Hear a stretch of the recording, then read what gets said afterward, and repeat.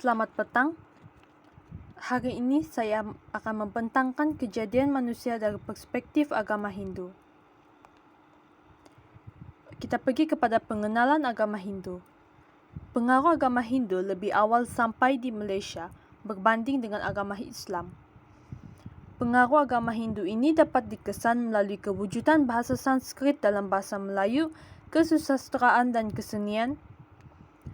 Agama Hindu ini juga telah berkembang dalam tempoh masa yang luas sekurang-kurangnya 5,000 tahun yang lalu. Slide ini menunjukkan tempat upacara sembahyang yang dijalankan oleh penganut agama Hindu. Gambar raja pertama adalah Candi Prambanan di Jawa, Indonesia. Gambar raja kedua sebelah kanan saya adalah Candi Lebah Bujang di Kedah.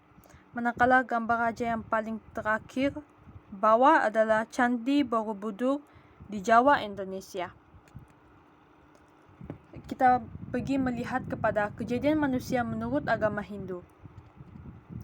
Fitrah kejadian manusia mengikut perspektif agama Hindu adalah alam semesta dibentuk dan diciptakan dalam tempoh masa proses yang lama. Awalnya, Sang Pencipta Tuhan merindukan kegembiraan dari proses penciptaan.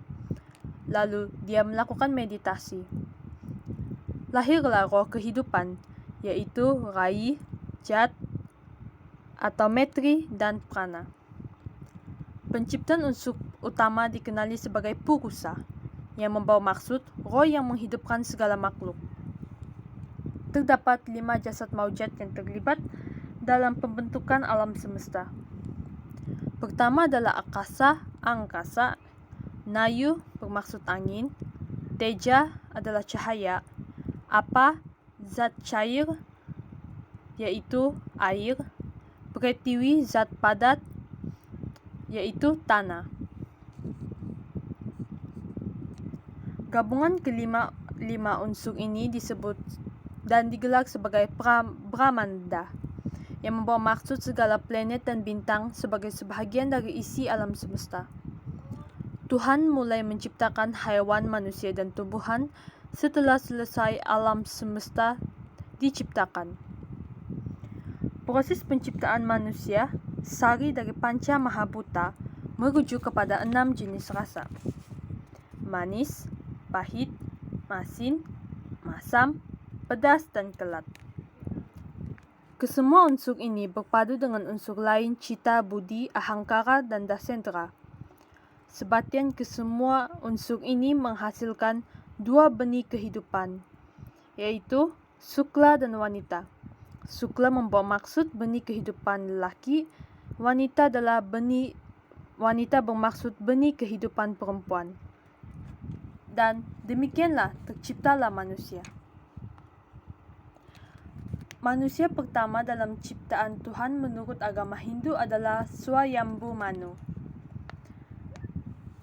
Yang ini membawa maksud kepada manusia yang berpikir untuk mengembangkan dirinya.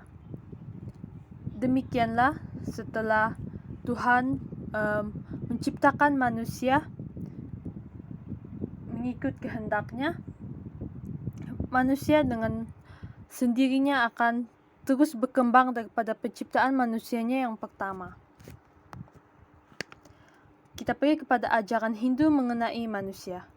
Menurut agama Hindu, jiwa kita sudah wujud sebelumnya dan ia masuk dalam tubuh bayi dengan membawa karma wasana. Karma wasana bermaksud perbuatan masa lampau atau terdahulu seseorang yang mempengaruhi kualitas hidup. Menurut falsafah Vedanta dalam agama Hindu, manusia hanya akan terlepas dari penderitaan ini apabila insaf dengan sepenuh hati, apabila jiwanya sudah menjadi sebahagian dari Tuhan. Ini membawa maksud jika seseorang tersebut tidak akan mendapat kelahiran semula kerana jiwanya telah bersatu dengan Tuhan. Semua benda hidup selepas mati akan menghadapi kelahiran semula.